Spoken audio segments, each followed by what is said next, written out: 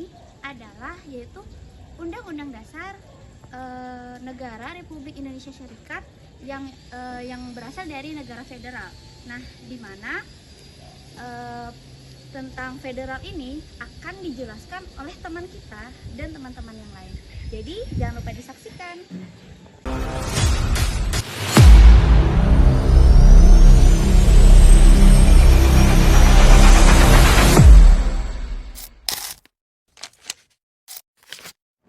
Studi kasus yang kami ambil itu tentang Dekret Presiden 5 Juli 1959. Pada masa berlakunya Undang-Undang Dasar sementara 1959, ada satu lembaga yang dibentuk yang bernama Konstitusiante.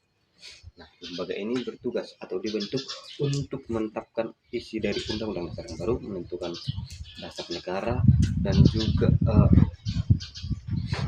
menentukan dasar negara. Tapi dalam masa pekerjaannya, lembaga ini tidak berhasil menyesuaikan kesepakatannya yang kurang lebih pekerjaannya itu berlangsung selama 4 tahun.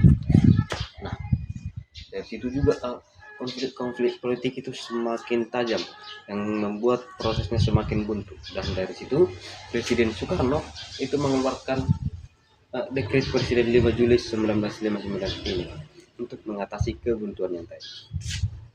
Isi dari Dekret Presiden ini ada 3. Pertama itu membubarkan konstitusiante karena tidak berhasil menyesuaikan kesepakatannya. Yang kedua itu memperlakukan kembali Undang-Undang Dasar yang sebelumnya diganti oleh Undang-Undang Dasar sementara. Yang ketiga itu memberhentikan secara resmi lembaga yang bernama Konstitusiante ini. Masuk ke pembahasan selanjutnya itu kita membahas Undang-Undang Dasar sementara. Kita akan membahas sedikit. Undang-Undang Dasar sementara ini berlaku setelah negara Indonesia itu berubah menjadi NKRI yang sebelumnya itu bernama RIS atau Republik Indonesia Serikat. Ada 3 poin penting di sini. Yang pertama itu dari bentuk negara. Bentuk negara dari Indonesia itu sendiri di situ bukan lagi federal, tapi sudah sistem parlemen.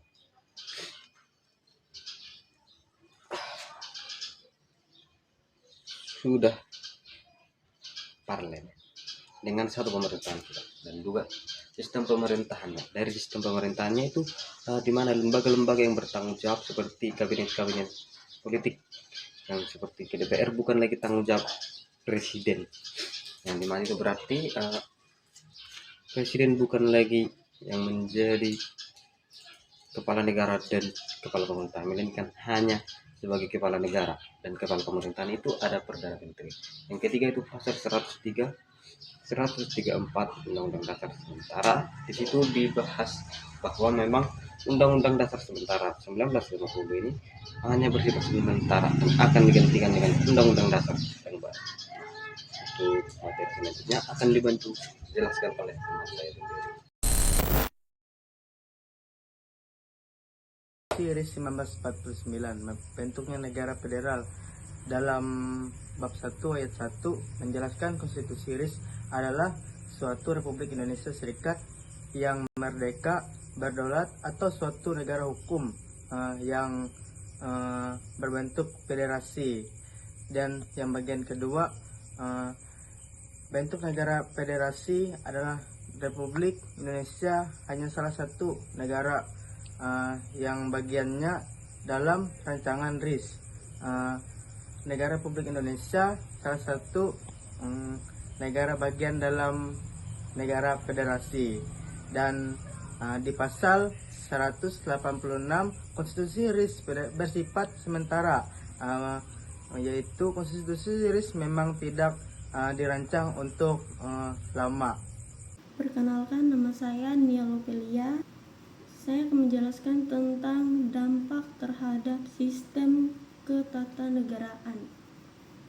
Sistem demokrasi liberal Indonesia pada periode 1950 sampai 1959 memiliki beberapa dampak, terutama terkait dengan stabilitas politik dan ekonomi negara, di mana dampak-dampak tersebut yang pertama, Kabinet sering berganti, menyebabkan sistem parlementer yang mengandalkan koalisi partai politik seringkali menghasilkan kabinet yang lemah. Dampaknya, kabinet seringkali jatuh karena ketidakcocokan antar partai politik atau karena mosi tidak percaya dari parlemen.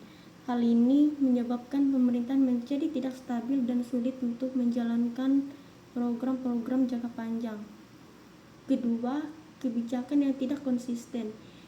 Kabinet seringkali berganti, kebijakan yang diambil oleh pemerintah juga seringkali berubah-ubah. Dampaknya, kebijakan yang tidak konsisten ini membuat pembangunan nasional menjadi tidak efektif dan tidak berkelanjutan. Ketiga, instabilitas politik dan ekonomi. Ketidakstabilan politik dan kebijakan yang tidak konsisten berdampak negatif pada perekonomian negara.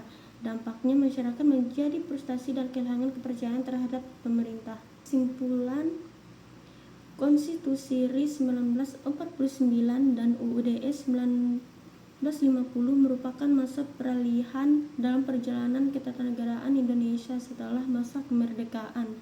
Kedua konstitusi ini menunjukkan bahwa suatu negara tidak selalu langsung memiliki sistem pemerintahan yang mapan dan stabil, tetapi melalui proses pembentuk yang paling sesuai dengan jati diri serta kebutuhan bangsa. Pada masa ini, Indonesia mencoba menerapkan sistem pemerintahan federal dan parlementer, namun keduanya tidak berjalan secara efektif karena tidak sepenuhnya sesuai dengan kondisi sosial dan politik saat itu. Sekian dan terima kasih dari saya. Audio Jungle.